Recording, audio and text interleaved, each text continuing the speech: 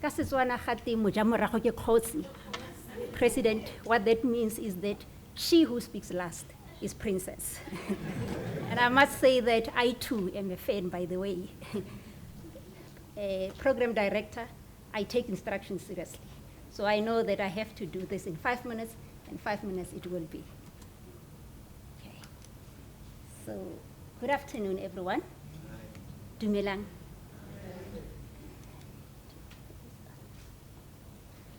Well, my name is Memme Ramaila, and I'm going to take you through the presentation that I put together that talks to how my studies at TMALI brought about a thought leader in me, but importantly, how my studies in TMALI brought about the art of persuasion in me. And so here goes my presentation. In 2017, I established an entity that I call Blissfully Yours Artisanry. The idea behind Blissfully Yours Artisanry is to harness the artistic capabilities that lie in rural communities in particular. So what I do is that I work with rural women.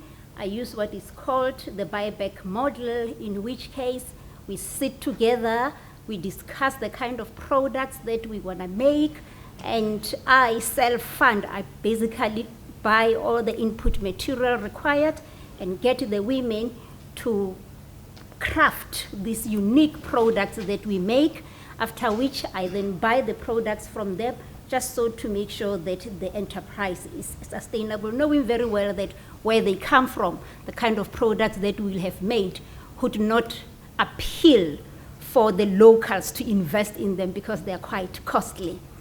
And having said that, our objectives at Blissfully Yours Artisanry are as follows: to enable rural artisans and crafters to earn a decent income through a buyback community upliftment model that I've just alluded to.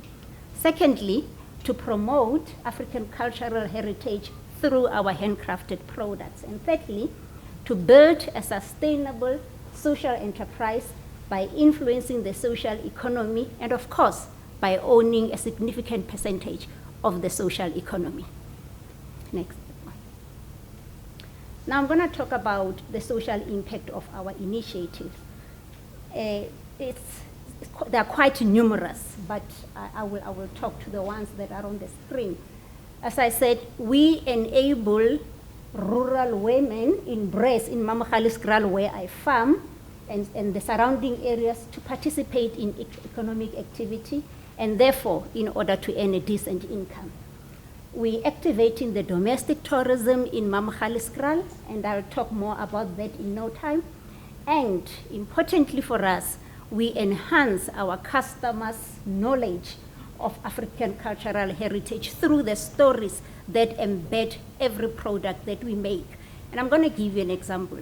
So I'm wearing this product, and this has become our signature product, President. We call this the Africapes.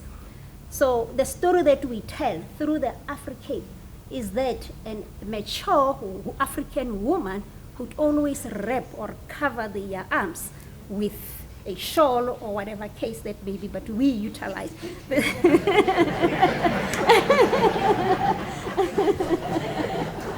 So that's part of the stories that we sell to our customers.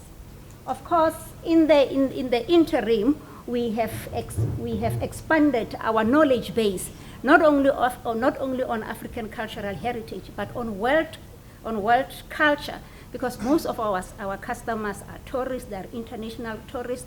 Of course, we are also targeting domestic tourists, but we've appreciated the fact that as we share our African cultural heritage with our customers, they too share their culture with us. Now I'm going to talk about the gains that we have made since we set up this entity in 2017. We launched the Blissful Gathering in October last year, and we launched this at our farm, and what we're doing is that, yes, as a result of the fact that we struggle with the market, access to market, I then decided that, but let's create a market for ourselves at the farm, and therefore we've been able to attract notable stakeholders to attend the market. As a matter of fact, we have had the CEO of SA Tourism attending some of our markets, and at this point in time, the CEO of SA Tourism has approached us to champion what is called the sustainable village markets, especially in rural areas that are along the tourist routes. So this is a big gain that we have made so far. We've also been able to showcase our products at the recently held Meetings Africa in Thabo, and what it does is that it creates an aspect of sustainability for our social enterprise, but importantly, it also ensures that our rural women continue to earn a decent income. We are also a stakeholder in defining the social economic landscape in South Africa, and to that end, we work closely with the Department of Economic Development in order to ensure that we influence policy, but also in order to ensure that the social economic landscape talks to the real issues that affect us as the African continent. Now, the request that we have, the request for support that we have to you, President, and to the TMF partners, is to have a formal partnership with TMF, with TMALI executive, and also a formal partnership that will ensure that we have a sounding board so as our major planned initiatives materialize. To this end, we are involved with what you call the Council for CDC, that Cannabis Development Council of South Africa. We know that cannabis is the new economy, Mr. President, and we are saying we would like you and the TMF and also your partners to support us in putting together a regulatory framework. Because what is happening now is that we've got the Dutch, we've got the Canadians coming to our country and giving our rural women off-takes to grow the plant for them, but not to own the entire agri-value chain. So that is what we are pushing for, and we hope that you will support us in that regard.